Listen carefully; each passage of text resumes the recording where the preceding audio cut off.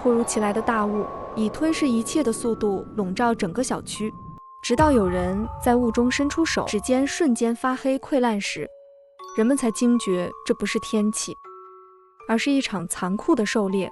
我正被窗外尖锐的警报声吵醒，屏幕上跳出一条未署名通知，字体冰冷的像雾里的霜。亲爱的居民们，本小区已被浓雾封锁，7日后雾气消散。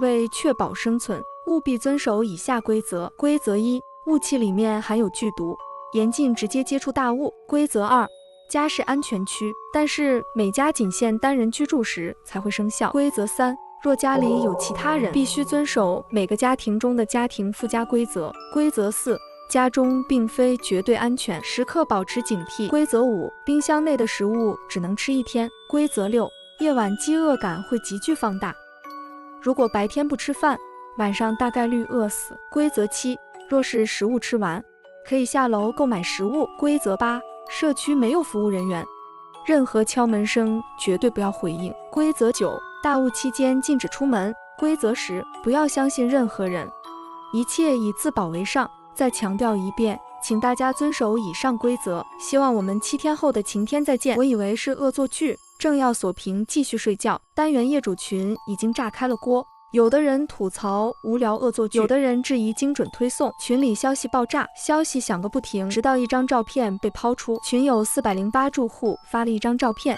照片中一个男子趴在阳台外，浑身发黑如炭，手臂还保持着伸出雾中的姿势。我吓出一身冷汗，立刻在群里询问是怎么回事。我老公不信邪，开窗把手伸到外面，就这样了。Oh my god， 规则都是真的，我们完了。只要遵守规则就可以了吧？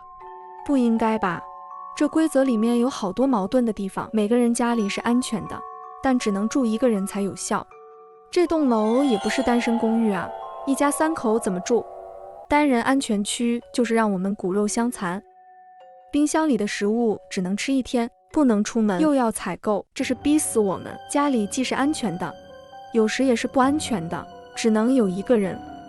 为什么还说若是有人时，请遵守家里的附加规则？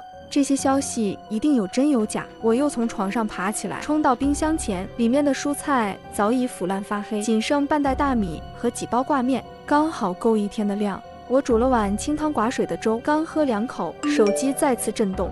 亲爱的居民们，规则11：家中不能留存尸体，否则将引来怪物。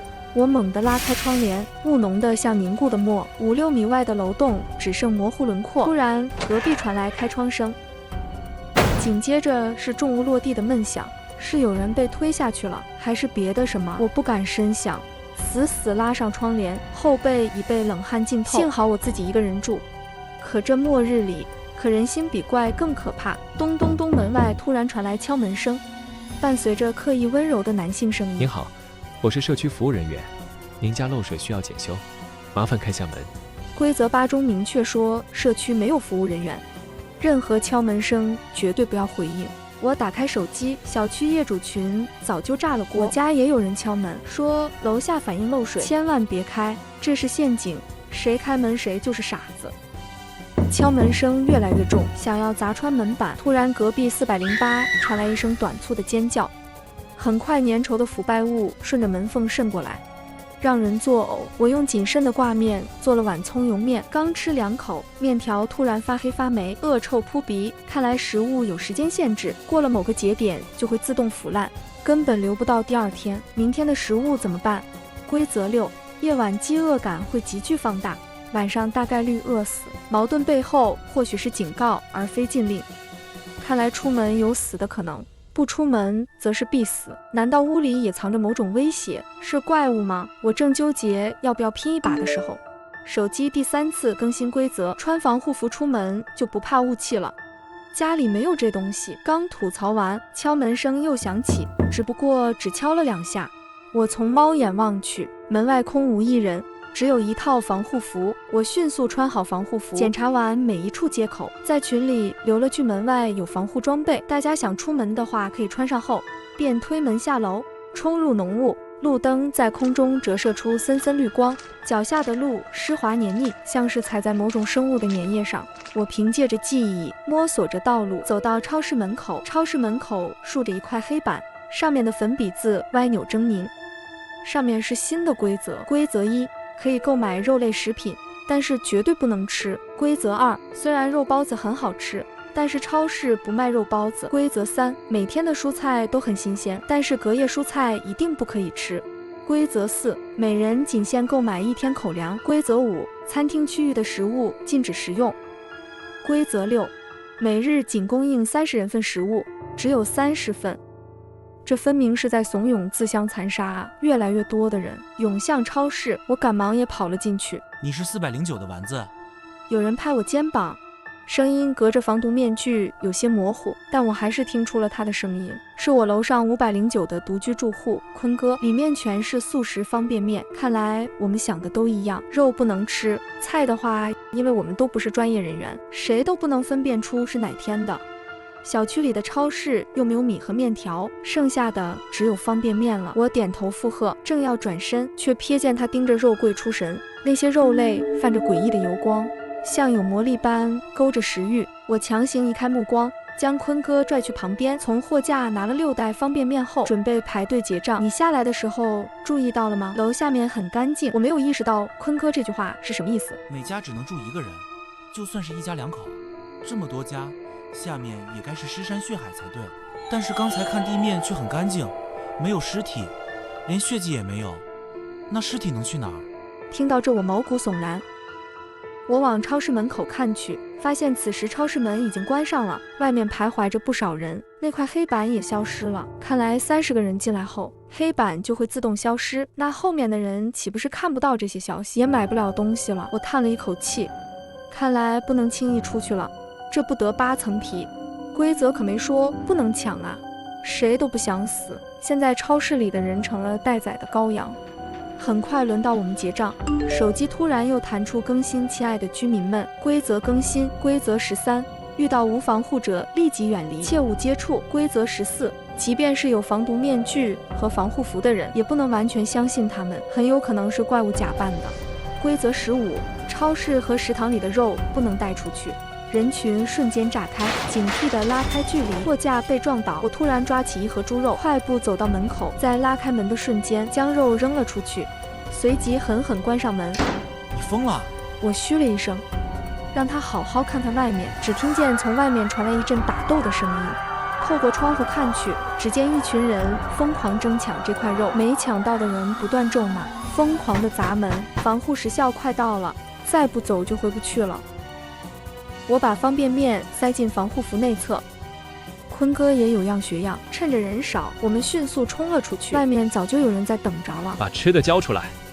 为首的男人目露凶光，伸手就来抢，我侧身躲开，顺势踹在他膝盖上。坤哥也不含糊，一拳砸在对方面门上。我们2人默契十足，转眼就冲开重围，朝着家的方向狂奔。等跑远了，将那群人甩开，我们才缓了下来，戴着防毒面具，实在有点喘不过气。突然从屋里传来孩童的哭声，一个瘦弱的小女孩坐在绿化带旁的长椅上，脸上满是泪痕。哥哥，我的防护装备被抢了，能不能借我用用？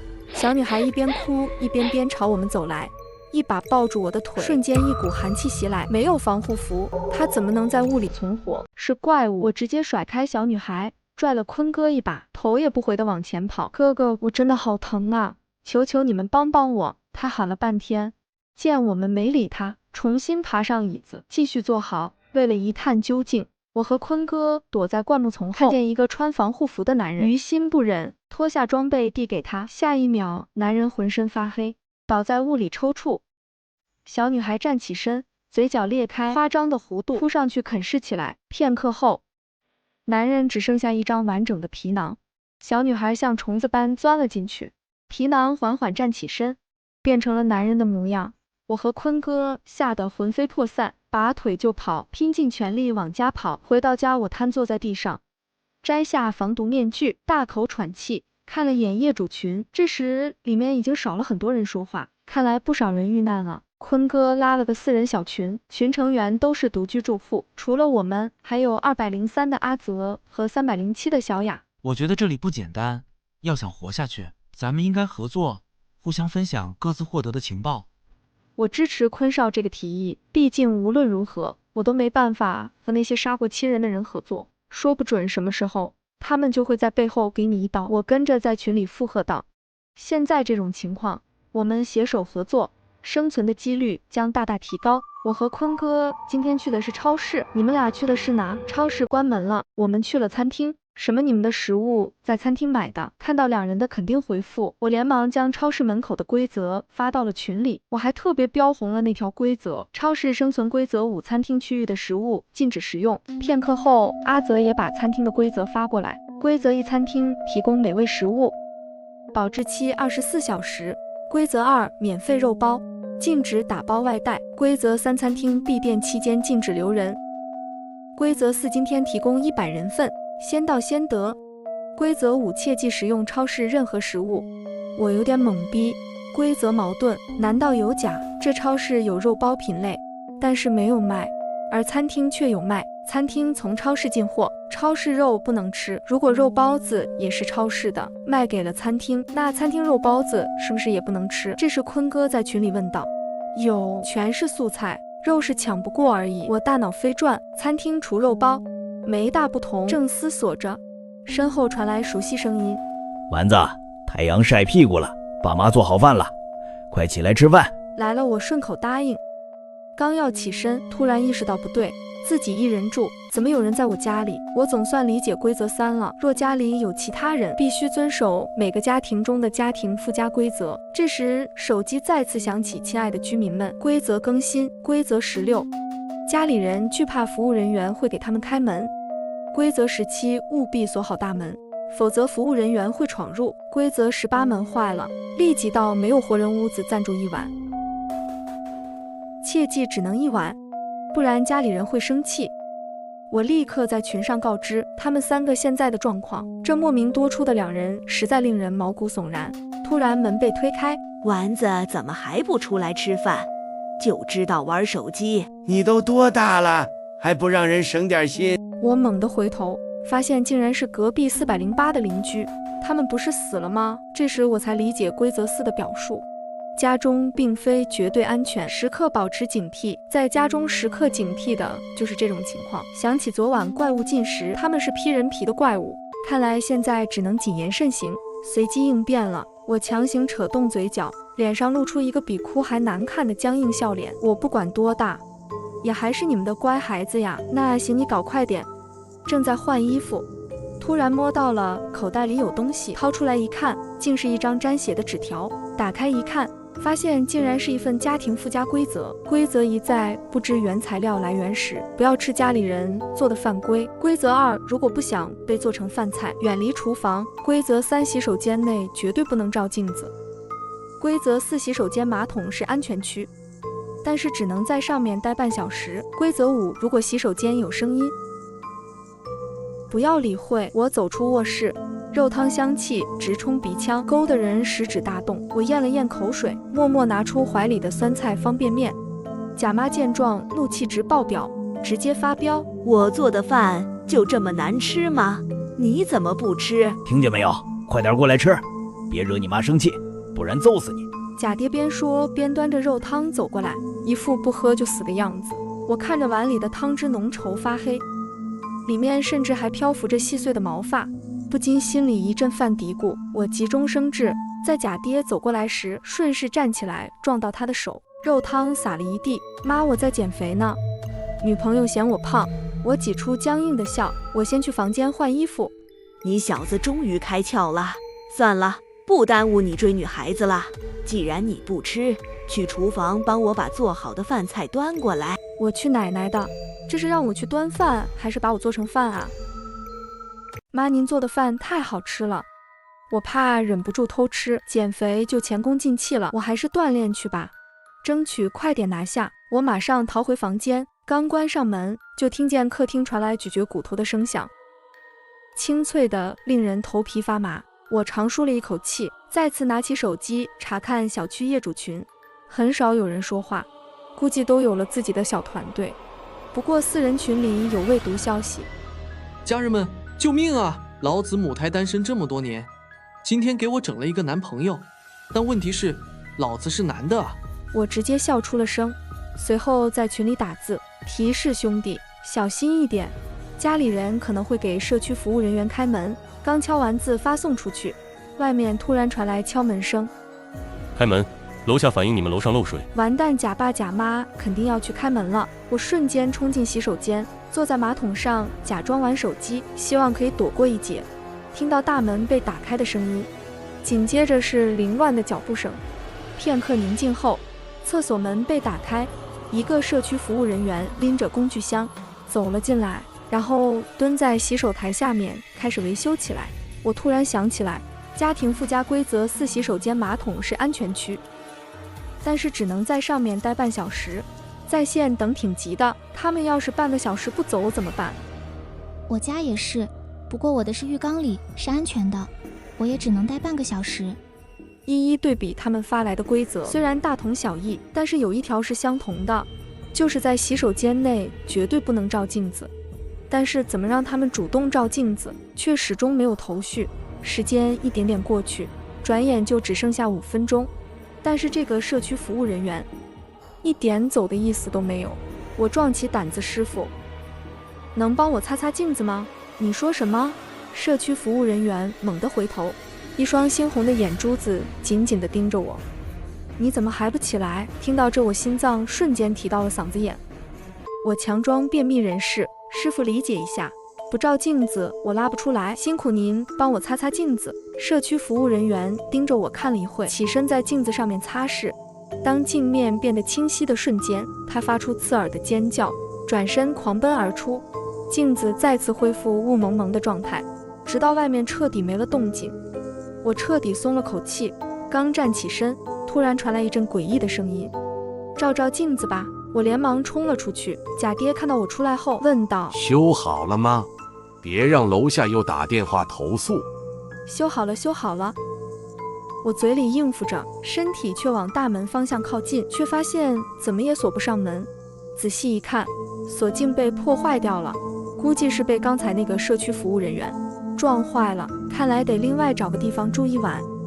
隔壁邻居家应该可以，只是不知道有没有锁门。我看着贾爹腰间挂着一串钥匙，必须得想办法搞到手。如果他们也是怪物的话，厕所里的镜子应该也是有用的吧。我又返回洗手间，关上门照照镜子吧。那个声音再次响起，我有点犹豫。镜子朦朦胧胧的，为了保证自己的安全，我站在镜子旁，用手擦去雾。突然镜子里伸出一只手，手里拿着一张纸条。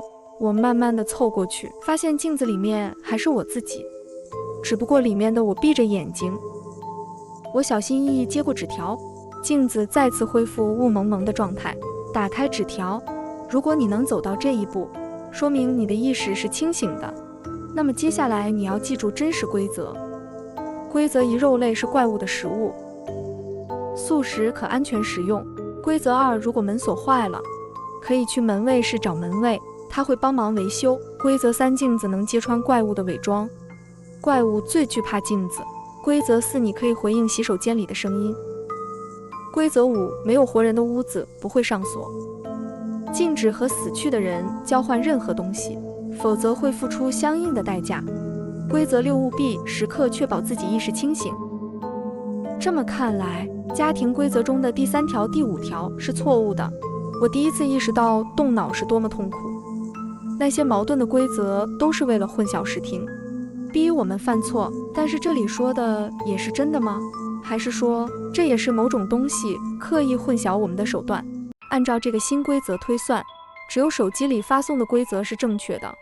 餐厅、超市、家里的线下规则都与手机规则冲突，现在没办法，只能赌了。到了晚上，雾好像变浓了，我穿好防护服和防毒面具，迅速赶往超市。超市黑板上还是之前那几条规则，只有最后一条有点变动。规则6，超市只能提供20人的食物。还好我来得够快，不然就要饿死了。我迅速选完东西，发现和昨天一样，门口还堵着特别多人。鉴于昨天发生的事情，我决定在超市里苟一会，拿出手机打开私人小群。你们有人是去餐厅的吗？那边规则变动了吗？我们去了餐厅，这边只提供50人的饭菜。现在荤菜30份，蔬菜只有20份。按照现在规则来看，如果肉类不能吃，那么餐厅能吃的东西跟超市这边一样，也是20份。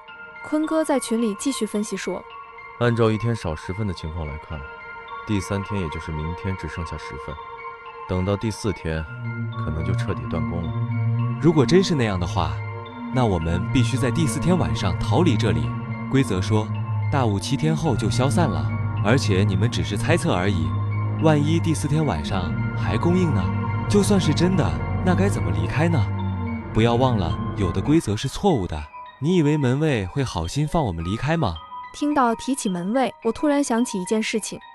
镜子给到的新规则2提到，如果门锁坏了，可以去门卫室找门卫，他会帮忙维修。我把食物放进衣服下面，从窗户爬出去后，直冲门卫室跑去。小区大门亮着一盏小灯，昏暗无比，外面仿佛是无尽的黑暗深渊。我敲响门卫室的门，你好，我是2栋409的住户，我家门锁坏了，能麻烦你帮忙修一下吗？过了许久，门卫室里才传出声音，可以，明天下午2点半去。我四处张望，希望能有所发现，果然在门上贴着海报，边角后面找到了隐藏规则。门卫室里有监控中心，可以观察小区每个角落的情况。修门锁时，家里只能有活人。门卫室里是一对双胞胎兄弟，只有一个人会修门锁，需自行辨别。每天晚上，所有人必须回到家里。门卫晚上会巡视，别被抓到，否则会被永远困在门卫室里。我真是无力吐槽了，修个门还这么多事。时间快到了，我火速跑回家，可到了门口停住了，转身拐进了邻居家，锁上门，随便找了个卧室睡觉。等隔天早上，我返回家里，假爸假妈坐在沙发上，面无表情。去哪了？怎么一晚上没回来？你老婆昨夜一晚上都没睡觉，等着你呢，赶紧去哄哄她，她还怀着孕呢。啥玩意？我怎么又多了一个老婆？等我明天再来，是不是连儿子都有了？我没有理他们，直接走进厕所，3下5除2把镜子卸下来，擦去上面的雾气，直接对着假爸假妈。假爸妈尖叫一声，夺门而出。假老婆听到动静，刚开门就撞了个正着，也是尖叫一声，跑得比兔子都快。这下总算是把这群吓人的玩意给赶走了。我坐在沙发上等着维修工来，突然坤哥一个语音电话打了过来。你有没有发现隐藏规则？坤哥在电话里继续说道，我昨天晚上去了趟餐厅，在餐厅厕所里得到了隐藏规则：一、餐厅厕所可以在晚上庇护居民；二、餐厅肉类都是在超市里买的，蔬菜也是，虽然超市里的菜不新鲜；三、餐厅不会在晚上营业期间关门，超市也不会；四、肉类有特殊的味道，餐厅不储存；五、白天所有人都在后厨忙碌，超市老板也会来帮忙。听坤哥说完后，我把自己从镜子和门卫室里得到的规则也同步给他。知道消息后，我感觉我们今晚能逃出去。我有些疑惑，毕竟按照推测，第4天晚上食物才断供，餐厅和超市的东西吃完需不需要进货？餐厅厕所的规则说营业期间不会关门，如果是正确规则，说明大雾7日里不会闭店，也就是说会一直营业。我恍然大悟，要一直营业，就会在前一天出去进货，我们则可以通过跟着进货的车逃出去。餐厅的人白天忙，超市只有老板一人，还会来帮忙。那么进货时间应该是在晚上，不过超市和餐厅都会出去进货。我们应该选哪一方？我也不知道，目前线索不多。今晚1小时探查，超市有没有隐藏线索？晚上可以去看看。好，你可要快点，今晚超市只能进10个人。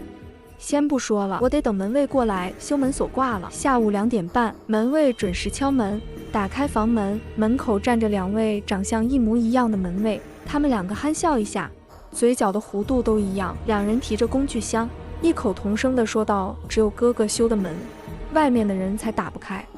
弟弟修的门会被打开啊！你必须找出哪个是哥哥，哪个是弟弟。”我一脸懵逼，看来又是解谜游戏了呗。父母偏爱弟弟，所以弟弟总是有用不完的螺丝刀。哥哥会挣钱，收入高，自己能买很多的扳手，不过外面的螺丝刀很贵，哥哥总是去找弟弟交换螺丝刀，但是哥哥比较贪心，总是拿用过的扳手交换，还顺走了不少螺丝钉。请问哪个是哥哥，哪个是弟弟？我有点云里雾里，看着他们一模一样的维修工具，毫无头绪。哥哥为什么要拿用过一次的扳手交换？是因为哥哥比较小气吗？他是哥哥，因为收入高，才戴得起大金链子、小金表。这兄弟俩也没说对不对，只是表情略带着无语。被我指到的那位拿着工具，瞬间就把房门给修好了，然后两兄弟又瞬间在我眼前消失。我愣了一下后，把门关上，心里有点没底。这要是猜错了，就完犊子了。例行敲门排查。你好，楼下反映你们楼上漏水，开门核查一下。刚准备往厕所跑，动静就消失了。我心里咯噔一下，以往敲几下没人回应就走了，难道是我猜错了？我回头看了一眼，门上凹凸不平。虽然门锁是真的修好了，但是这力气也太大了吧！要是再过几天，这门也挡不住了。我打了个寒战，必须尽快离开这里。到了晚上，我火速跑到超市，果不其然，门口规则再次发生了变动。超市只能供应10人的食物，先到先得。坤哥早早的就在门口等着我，看到我不断招手。你今天怎么这么慢？从维修工得到些什么？隐藏规则吗？我摇摇头，没有，只讲了个不知所云的故事。听完我的讲述，他也是愁眉苦脸的，线索不够，看来只能看看能不能找到超市里的隐藏规则吧。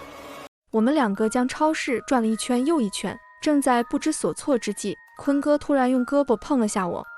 我顺着看向老板面前的电脑，瞬间我明白了坤哥的意思。我拿出藏在衣服里的镜子照向老板，看到镜子，老板顿时浑身发抖，夺门而出，连店面都不要了。牛啊，大兄弟，我都没想到把镜子拆下来这招。边说坤哥一边看向电脑，桌面上放着进货表，5月21日250斤，22日540斤。看来晚上12点超市就会去进货。我俩对视一眼，满脸欣喜，我们应该可以出去了。要不要把消息告诉另外2个人？说吧，要是信就一起走，不信就算了。坤哥点点头，随即我们便把逃出去的计划和方法发在群上，尽量劝说他们一起离开这里。不过没有得到回复，那2人还是没来。